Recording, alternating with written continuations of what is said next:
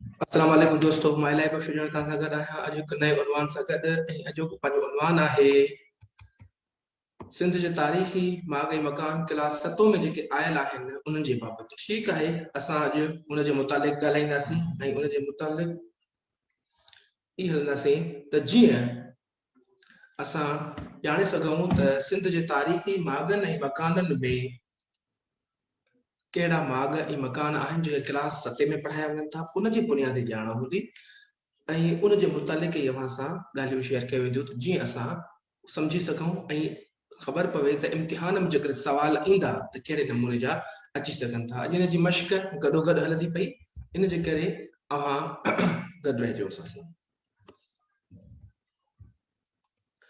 सिंध जा तारीख़ी माग ऐं मकान सबक 21 आहे किताब में कोटड़ी बैराज। ठीक है, मागन में अचन था, मकानन में अचन था। हिकु तमाम पुरानी इन जी हैसियत है जंहिंजे करे इनखे शामिल कयो वियो आहे हिते जेको असां तारीख़ी मागन में ऐं मकानन में।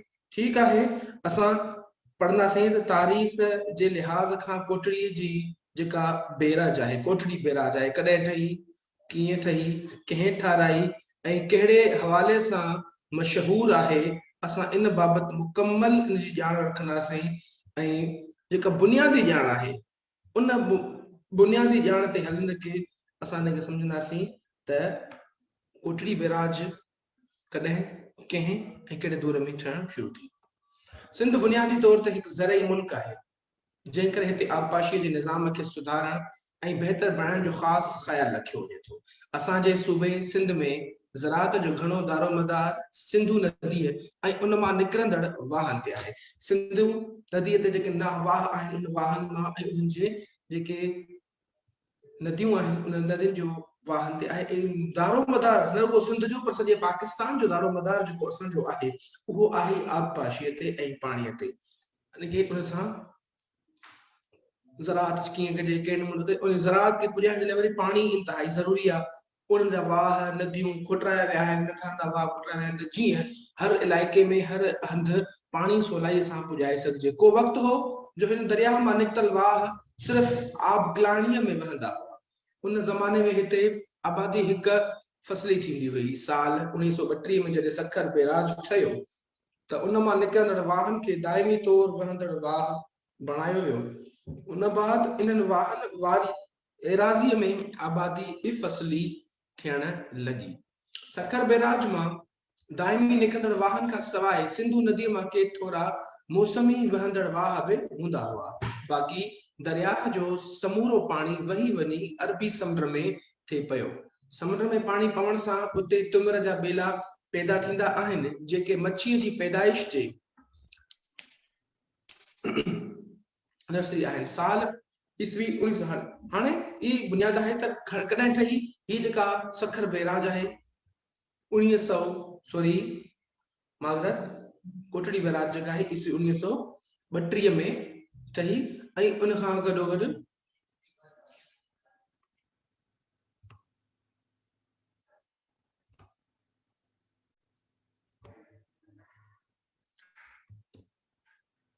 ममाज़ा तो क्या हिते असां खां बि अची वई आहे। कोटड़ी बैराज हिकु अलॻि बैराज आहे, उन जे मुतालिक़ हुयो, पर असां पढ़ूं था जेको आहे सो सखर बैराज जे बारे में ऐं सखर बैराज जा हिते अची विया आहिनि। ठीकु आहे, असां पहिरियों पढ़ी आया आहियूं पर हिकु दफ़ो ॿीहर ख़ैर उनखे पढ़ूं था। असां हलूं था उन जे ॿियनि ते उन जो जेको रनी कोट आहे सखर बैराज वारे खे असां पढ़ी आया आहियूं, इन करे असां उनखे छॾियूं था। असां पढ़ंदासीं सिर्फ़ु ऐं सिर्फ़ु अॼु वरी रनी कोट ते ऐं रनी कोट जे जेको असां ॻाल्हियूं आहिनि उन जे बाबति कंदासीं, छाकाणि त असांजो हू मौज़ू पहिरियों मुकम्मल थी चुको आहे। इन जे करे असां रनी कोट ते हलंदासीं। सिंध में फिटल शहरनि, दड़नि, खंडरनि, क़दीम क़िलनि ऐं कोटनि खे ॾिसण सां मालूम थो थिए त हीउ इलाइक़ो क़दीम ज़माने में वसियल सरसब्ज़ ऐं आबाद हूंदो हो। हिते बहितरीन कारीगर, फनी ॼाणू ऐं इमारत साज़ीअ जा वॾा माहिर रहंदा हुआ। इन हक़ीक़त जी ॼाण हिकु तरफ़ मुंहं जे दड़े मां पवे थी त ॿिए तरफ़ वरी दुनिया जो वॾे में वॾो किलो रनी कोट या साख भरे थो। रनी बरसाती नए जो नालो आहे जंहिं तां हिन किले जो नालो रनीकोट रखियो वियो। इहा बरसाती नहर घणो अॻे किले जे आर पार वहंदी हुई, जंहिंजा फिटल निशान अञा ताईं मौजूद आहिनि। अॼु बि सख़्त बरसातुनि में हीअ नई तेज़ी सां वही सन शहर वटां सिंधु दरिया में पवंदी आहे। असां हिते वियासीं, हिते घुमियासीं वञी ऐं इन जो नज़ारो कयोसीं वञी। असांखे उहा जॻहियूं ॾिठियूंसीं इन किले में अंदरि जिथां या नए वहंदी हुई, असांखे साफ़ ज़ाहिर थिए पियो त इन जॻह ते इहे नए मौजूद आहे ऐं जिथां पाणी वहंदो हुयो उन जॻहनि ते निशान अञा ताईं मौजूद आहिनि। ऐं इन खां अलावा इन रनीकोट में ॿिया बि अंदरि केतिरा ई किला आहिनि जेके उन रनीकोट जे अंदरि ठहियल आहिनि। उन्हनि में अंदरि ॿिया केतिरा ई मालूमाती जॻहियूं आहिनि, जिनखे परियुनि जो तड़ चयो वञे थो, जिनखे वाघुनि जो तड़ चयो वञे थो, या उन्हनि जॻहियुनि ते जेके सो सिंध जा मशहूर चश्मा जेके आहिनि पाणीअ जा, उहे चश्मा उतां वहनि था ऐं उन्हनि जो साफ़ ऐं मिठो पाणी जेको आहे उहो ज़राअत जे लाइ, पीअण जे लाइ ऐं ॿियनि केतिरनि कमनि जे लाइ जेको आहे सो कुतुब ईंदो आहे। असां उन जो मुकमल सैर कयो आहे ऐं उन्हनि मां ॿ टे क्लिप्स हिते तव्हां लाइ शामिल कयूं आहिनि त जीअं असां उन मुतालिक़ बि ॾिसंदासीं त छाकाणि सॼो रनीकोट असां कोन घुमी सघियासीं ऐं उनखे मुकमल हिते अची कोन सघे, उनजे लाइ अलॻि मुंहिंजो हिकिड़ो विलाग ठहंदो, उहो अलॻि पियो हूंदो, उहो यूट्यूब ते बि रखियल हूंदो ऐं जेकॾहिं ज़रूरत पई त करे हुनखे हिते रखियो वेंदो। ठीकु आहे, पर असां उनजी मुख़्तसरन हिते उनजो वीडियो क्लिप्स रखिया आहिनि जेके अंदरि कोट आहिनि, जीअं मीरी कोट थी वियो, शेरगढ़ थी वियो, या जेको आहे सो परियुनि जो तड़ थी वियो, वाघुनि जो तड़ थी वियो, या रस्ते में असां रनीकोट जी शुरूआती दीवारूं आहिनि, उन्हनि दीवारुनि जो नंढी नंढी क्लिप हिते खणी आया आहियूं। असां उनजो ज़ाहिरी तौर अवांखे जेको आहे सो ॾेखारियो आहे। ज़िले जामशोर जे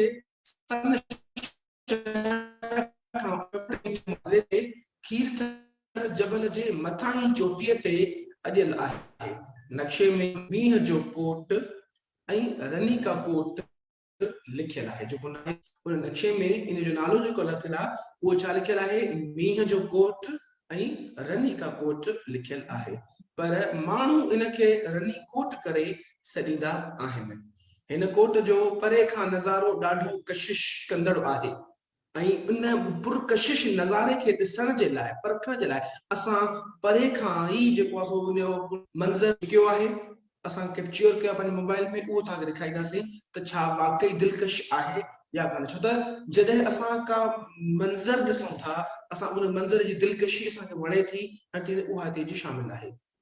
हिन जूं दीवारूं टकिरियुनि जे लाहियुनि चाढ़ियुनि तां नांग वार खाईंदियूं अटकल 12 चौरस किलोमीटरनि जी एराज़ीअ खे वकोड़े बीठियूं आहिनि। रनीकोट दुनिया जे वॾनि किलनि मां हिकु आहे। हिन किले जी भितियुनि ऐं बुर्जनि जी अदावत अहिड़े नमूने ते थियल आहे जो परे खां चीन जी अज़ीम दीवार वांगुरु नज़र पियो अचे। ॿी अहम ॻाल्हि त ही दुनिया जो वॾे में वॾो किलो मञियो वेंदो आहे। रनीकोट पाकिस्तान में सिंध जी तहज़ीब जो अहम तरीन उहिञाण आहे, निशानी आहे, जंहिंमें असांखे असांखे मालूम थिए थो त असांजा जेतिरा बि क़दीमी माॻ आहिनि, तहज़ीबूं आहिनि, तारीख़ूं आहिनि, उहे असांखे उहिञाण ॾियनि थियूं त असां पहिरियों केतिरा तहज़ीब याफ़्ता हुयासीं ऐं असां केतिरो पंहिंजो पाण खे संवारियो सुधारियोसीं ऐं पंहिंजे क़ौम खे मुहकम रखण लाइ, मज़बूत रखण जे लाइ किला पुर ठाहींदासीं जीअं ॿाहिरियां धारिया असां ते हमलो करे न सघनि। ठीकु आहे, रनीकोट जी दीवारूं सिरनि ऐं पथरनि जो तामीर थियल आहिनि।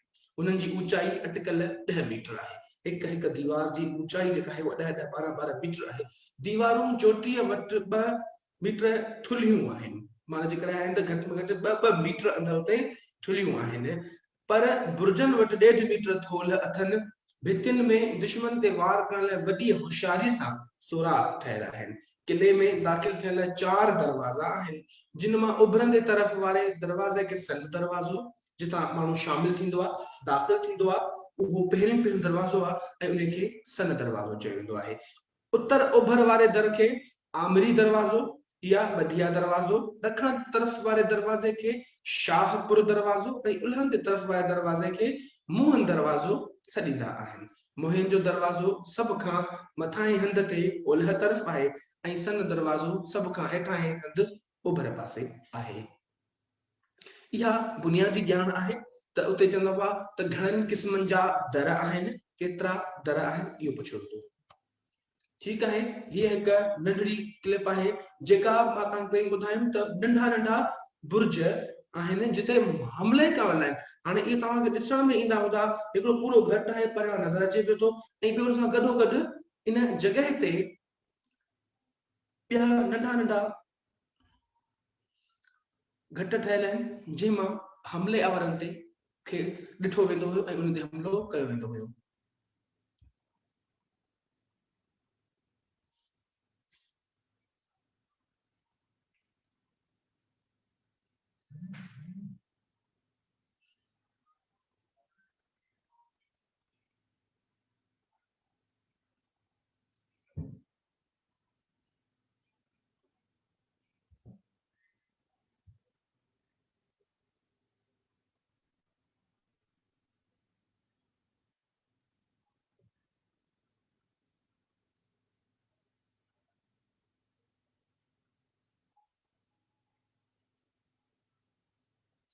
इहो पासो जेको हाणे ॾिसो पिया था इहो उभरंदो पासो आहे जे पासे ॾांहुं दाख़िल थी पोइ आहे।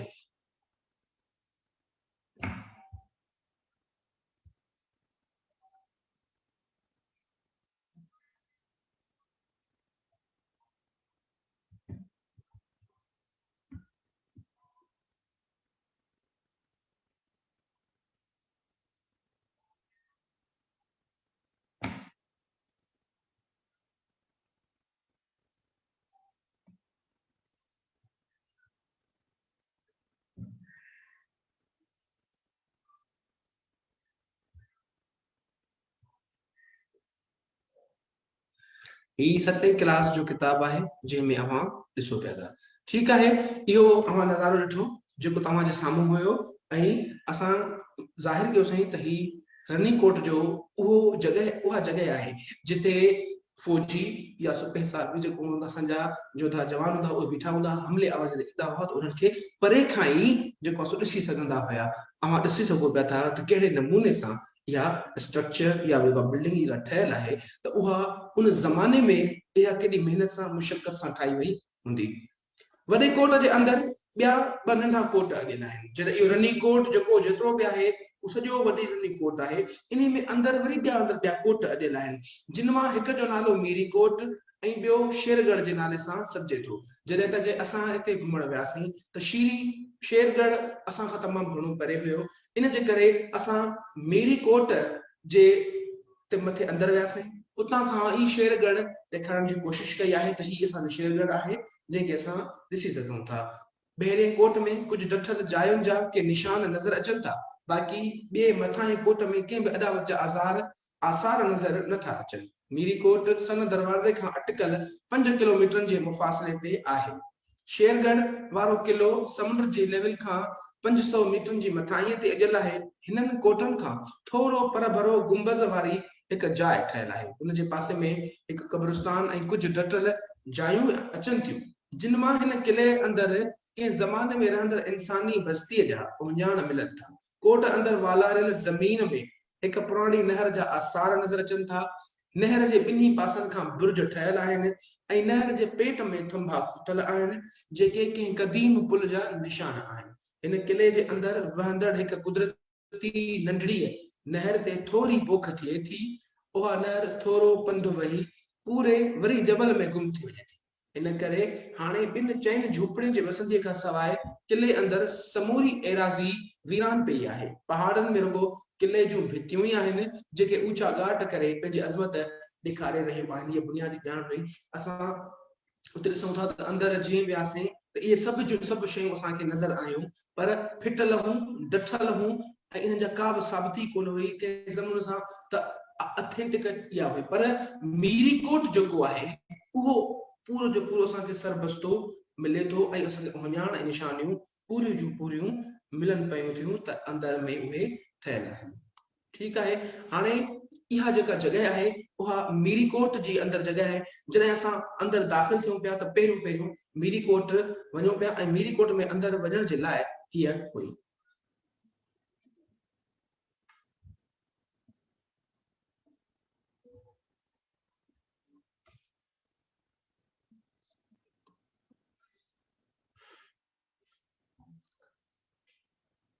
ई मीरी कोट जो किलो है जेको असे सां इहो ॿाहिरियों मंज़र आहे इन जो इंद्रियो मंज़र असां अलॻि सदासीं वञी छाकाणि जी जेको रनी कोट हुयो उन जेको लॻभॻि 31-32 किलोमीटरनि जे इलाइक़े ते पखिड़ियल आहे उन मंझां हीअ उन में अंदरि हिकु वरी ॿियो मीरी कोट ठहियल आहे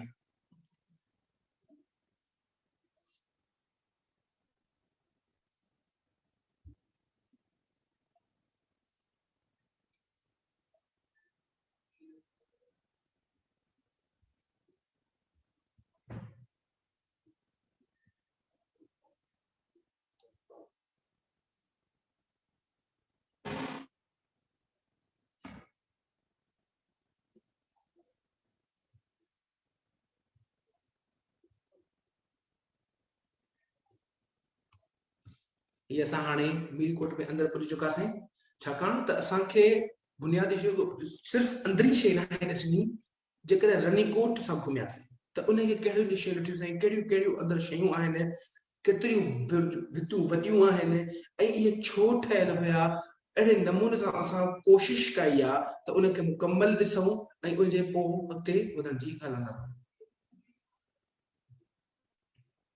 हाणे असां अंदरि आहियूं वञूं पिया था मीरी कोट किले में अंदरि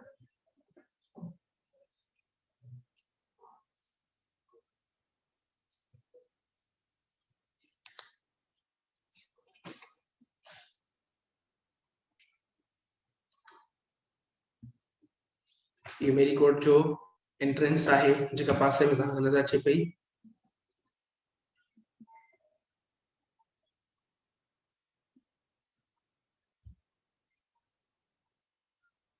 बिल्कुल मोहम्मद असलम शेरकोट वरी मीरीगढ़ खां मीरीकोट खां लॻभॻि 5 किलोमीटर मथे आहे जेको उतां खां असांखे परे पवे पियो छाकाणि असांखे देरि थी चुकी हुई जंहिंजे करे असां उन पासे कोन वियासीं ही उनजो मंज़र आहे जेको असां मीरीकोट मां अंदरां ॾिठो आहे त कहिड़े नमूने सां असां ॾिठो आहे ही जेको ॾिसो मां जेका ॻाल्हि पई कई मंज़र जी उहा आहे ॻाल्हि उतां ई ॿुधो वधीक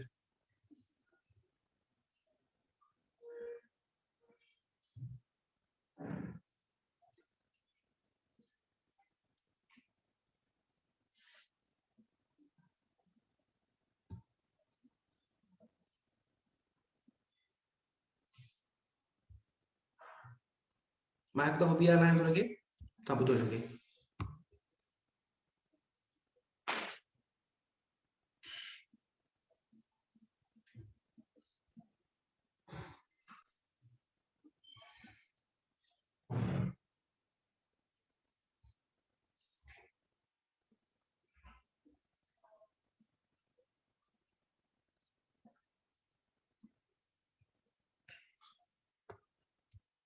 रनीकोट जी मरम्मत ऐं पूरी संभाल न हुअण करे किले जूं दीवारूं वञनि थियूं ज़बून थींदियूं थी सघे थो त वक़्तु गुज़रण ते इहो आलीशान तारीख़ी यादगार बर्बाद थी वञे इन करे ज़रूरी आहे त हिन क़ीमती वरसे जी हिफ़ाज़त लाइ के मुनासिब उपाउ वरिता वञनि उहे मुनासिब उपाउ कहिड़ा आहिनि उहे असांजा आहिनि असांजी ज़िमेदारी आहे असां पंहिंजे विरसे खे असां पंहिंजी जेके तारीख़ी जायूं आहिनि माग आहिनि मकान आहिनि उन्हनि जो ख़्यालु कयो पर असां उन जो कंहिं क़िस्म जो को बि ध्यानु न रखंदा छाकाणि त असां एतिरा महज़ब कोन्हियूं के जेतिरा उहे महज़ब हुया उन ज़माने में उन्हनि इहे पंहिंजूं जेको आहे सो जायूं ठाहियूं जॻहियूं ठाहियूं मज़बूत कया किला ठाहिया पर असां अॼु उन्हनि खे नवादरात जे तौर ते एंटीक्विटीज़ जे तौर ते सुञाणूं था पर बजाए उन्हनि खे संभालण जे असां उन्हनि में जेको आहे सो गंद किचिरो ख़र करे छॾंदा आहियूं या जेको आहे सो उते नाला लिखणु शुरू करे छॾींदा आहियूं या उते पंहिंजो यादगार बाबा नाले लिखण जी ज़रूरत कहिड़ी आहे उते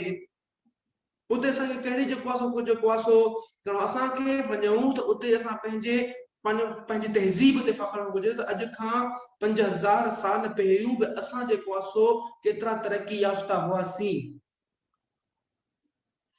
केतिरा सिंधी जा असां केतिरा जेको आहे सो मां जेको आहे सो पंहिंजी तहज़ीब जा केतिरा असां बहितरीन नमूने सां सम्झायूं पिया असांखे जेको आहे सो ज़रूरी आहे त असां पंहिंजे इन्हनि कोटनि जी इन्हनि किलनि जी इन्हनि आसारनि जी असां संभाल कयूं बजाए उन्हनि खे फिटाइण जी ॾिसो हिन में फिटल ई जेके परियां शेरगढ़ ईंदो मां जेको ज़ाहिर थिए पियो ठीक है, वधिक उन में ॿुधो।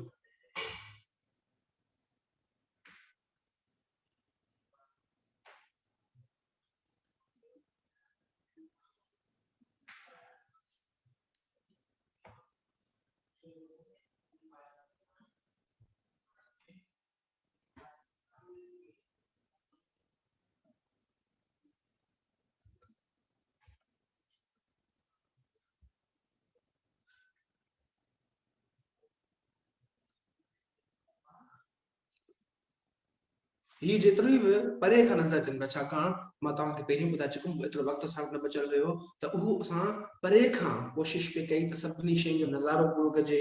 रनीकोट अंदरि केतिरो वॾो आहे उनखे मुकमल घुमिजे, पर मुकमल घुमण जेतिरो वक़्तु असांखे कोन पियो मिली सघियो, तंहिंजे करे उहे परे वारी शयुनि खे हिकिड़े हंधि पुॼी करे असां उनखे कैप्चर करण जी कोशिशि कई आहे त जीअं तव्हांखे बहितर खां बहितर नमूने सां उहो सम्झाए सघिजे। छाकाणि त असां पंहिंजा एक्सपीरियंस शेयर करे सघूं था, पंहिंजी जॻहियुनि खे घुमी सघण लाइ उते वारी हिकिड़ी किताबनि में पढ़ियल मालूमात सां हूंदी, ॿी जेका ज़ाती मालूमात हूंदी आहे उहा असांखे वधीक जेको आहे सो बहितर नमूने सां करे सघंदा आहियूं। इन जे करे कोशिशि आहे त असां उन्हनि खे अञा बि मां अॻिते वञण सां उन अॻिते वियल जॻहियुनि खे असां ॾिठो आहे, उन जॻहियुनि जो बि अवां सां हिते हिकु जॻह ॿी आहे जंहिंखे वाॻुनि जो तड़ चयो थो वञे, जिन खे परियुनि जो तड़ चयो थो वञे। इहे हितां खां वरी इन जॻह खां यानी कि मीरीकोट खां बि 5 किलोमीटर अॻिते हुयो, उते वियासीं ऐं उते वञी असां जेके से शयुनि खे ॾिठोसीं उनखे कुझु हिन रीति सां साम्हूं कयो आहे।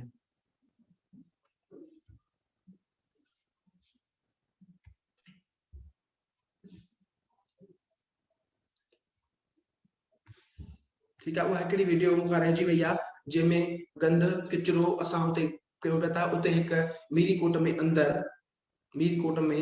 अंदरि खूह हुआ, उन खूह में पानी भरियो वेंदो हुयो सभिनी जे पीअण करण जे लाइ, पर असां उन में बजाए उन जी हिफ़ाज़त करण जे असां ढकियूं उन कयूं, पर असां उन में जेको किचिरो उछूं था, असांजे पेपर जेके तव्हां घुमण वञनि था, असांजूं महज़िब फैमिलीज़ जेके घुमण वञनि, जो ख़ानदान घुमण वञनि था, उहे पंहिंजा पेपर जेके पंहिंजी बोतलूं आहिनि असां पाण सां गॾु खणी वञनि था, पाण सां गॾु जेके थांव खणी वञनि था, जेके प्लास्टिक जा थांव आहिनि उहे उन खूह में उछलाए छॾनि। ख़ुदा ईअं न कयो, इहे असांजा आसार आहिनि, इहे असांजी निशानियूं आहिनि, इहे असांजी तहज़ीब जो, असांजे पंहिंजे सिंध जो, असांजे पंहिंजे जेको आहे सो क़दामत जो निशानियूं आहिनि। इन्हनि खे न मिटायो, इन्हनि खे न ड्रायो।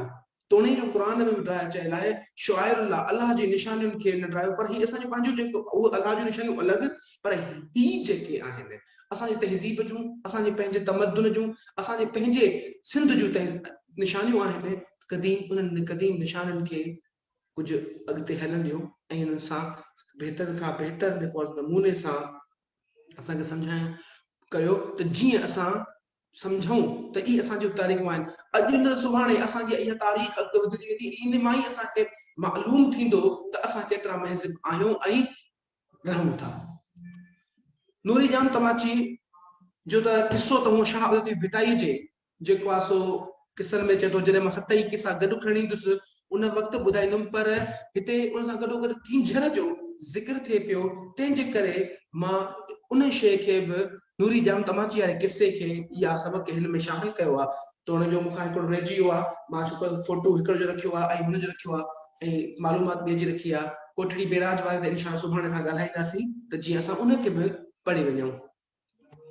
सिंध में समा ख़ानदान जे राज में जाम तमाची नाले हिकु तमामु हुकुमरान थी गुज़रियो आहे। उन ज़माने में ऐं हाणोके जेके आहिनि किंझर ते गुंदरा कबीले जा मोहाणा रहंदा हुआ। उन्हनि मोहाणनि में हिकिड़ी हसीन नींगरीअ जनम वरितो जंहिंजो नालो नूरी हो। नूरीअ जे हुस्न जी हाक हंधे मागे भुली वई, जेको बि खेसि हेकर ॾिसंदो हो सो मथसि मोहित थी पवंदो हो। जेतोणीकि मिसकीनीअ सबबि खेसि मेरा फाटल ऐं सादा कपिड़ा पहिरियल हूंदा हुआ, पर पंहिंजे सूंहं ऐं सब्र ऐं सादे सुभाउ जे करे वो ॾाढी सुलछणी ऐं मन मोहींदड़ लॻंदी हुई। सुहिणी जेका हीअ केर हुई? नूरी जाम तमाची। नूरी पंहिंजी निवड़त जे करे, नूरी पंहिंजे न्याज़ जे करे, नूरी पंहिंजे जेको आहे सो हेठाहीअ जे करे तमामु घणी जाम समेखे पसंदि आई, जंहिंजे करे उन जी जेको हाक हुस्न जी हंधे मागे पई। हुस्न छा आहे? हुस्न दरअसल असांजे अंदर में आहे, त असांजो हुस्न अखलाक कहिड़ो आहे, असां कहिड़े नमूने सां माण्हुनि सां पेश अचूं था। जेकॾहिं असां माण्हुनि खे सुहिणे नमूने सां पेश आयासीं त बहितरीन नमूने सां असां उन्हनि खे पंहिंजो करे सघंदासीं। ठीकु आहे, असांजे कपिड़नि ते कोन्हे को, असांजे स्टेटस ते कोन्हे को, असांजे जेको आहे सो ठाह ठूह ते कोन्हे को, ठठ ठांगर ते कोन्हे को, जेको बि रिझे थो उहो असांजी सादगीअ ते ऐं असांजी जेको आहे सो अखलाक ते थिए थो। इन करे सभ खां बहितर इहो आहे त असां पंहिंजो इख़लाक जेको आहिनि उहो ऊचा करणु घुरिजनि। उहे वॾा वॾा बुर्ज जेके असांजे क़दमनि ते हूंदा आहिनि। हिकिड़े ॾींहुं सिंध जे हाकिम जाम तमाचीअ किंझर जो सेव पे कयो। जॾहिं हुनजी नूरी ते निगाह पई त संदसि जमाल जे जलवे ऐं सूह जे शुआ खेसि मोहे विधो। हुन दिल में फ़ैसिलो कयो त हू हिन नींगरीअ सां ज़रूरु शादी कंदो। अॻिते हली हुन नूरीअ जे पीउ खां हुन सोभियाणो नींगर जो संग घुरियो। नूरीअ जे पीउ ऐं माउ सिंध जे हाकिम जाम तमाची जी आछ खे निहायत ख़ुशी सां क़बूल कयो ऐं नूरीअ जो निकाह जाम तमाचीअ सां थियो। ॾींहुं हाणे नूरी समय बादशाह जे महल में ॿियनि राणियुनि सां गॾु रहण लॻी। हिकिड़े ॾींहुं जाम तमाचीअ पंहिंजनि राणियुनि जो इम्तिहान वठण ते चाहियो। हुन पंहिंजनि राणियुनि खे चयो त अवां मां जेका बि राणी सभ खां वधीक सुहिणा कपिड़ा पाए हार सिंगार करे मुंहिंजे साम्हूं ईंदी उनखे आउं पंहिंजी पट राणी बणाईंदुसि ऐं उन सां गॾु ॿेड़ीअ ते किंझर जो सेर बि कंदुसि। इहा हुनजी हिकु परख हुई, इहो हुनजो हिकिड़ो नमूनो हो त कहिड़े नमूने सां हू पंहिंजो पाण खे लुभाइनि थो। ऐं इहा ॻाल्हि ॿुधी करे जेके ॼाम जूं या ॼाम तमाची जूं जेतिरियूं बि वञियूं हुयूं सभु जो सभु जेको आहे सिंगार थी नवां कपिड़ा पाए तेल फुलेल हणी हार सिंगार करे अचे हुनजे साम्हूं बीठी हुजे। पोइ सभु का राणी दिल में पट राणी महसूस कंदी, तेल फुलेल ऐं हार सिंगार करण खे लॻी वई। सभई राणियूं सुहिणा ऐं रंग बिरंगी वेस वॻा खणी पहिरियां ई सोना ऐं रूपा ज़ेवर पाए आरसियुनि आॾो पाण खे ॾिसण लॻियूं त बादशाह खे वणंदियूंसीं या न। पर नूरीअ निमाणीअ को बि हार सिंगार न कयो।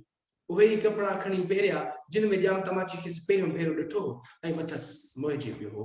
इहा उनजी निमाणी हुई। इहे हुन चयो पिए त मां जहिड़ी आहियां टेड़ी हूंदसि। इन पंहिंजो पाण खे ठाह ठूह सुकोन ॾेखारी सादगीअ वारा कपिड़ा पाए सभिनी जे साम्हूं आई। जॾहिं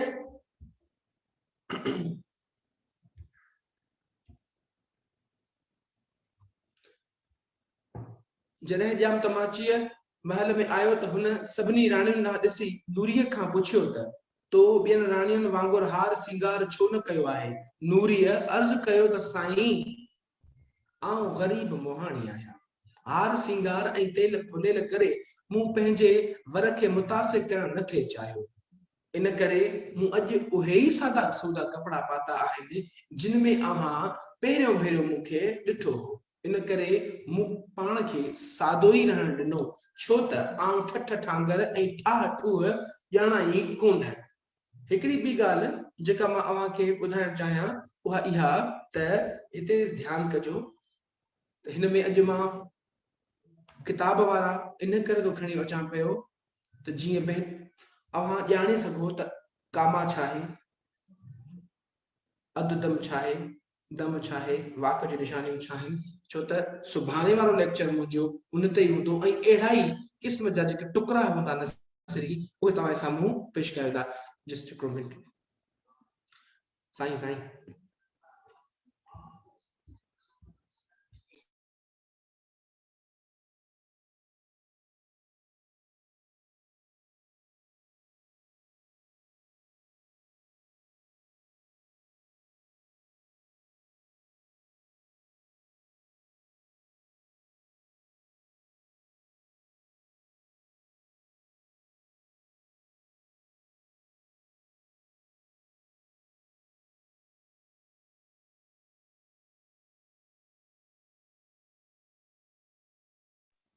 माज़रत सां इंतहाई अहम ॻाल्हि हुई तंहिंजे करे मां अटेंड न कंदो।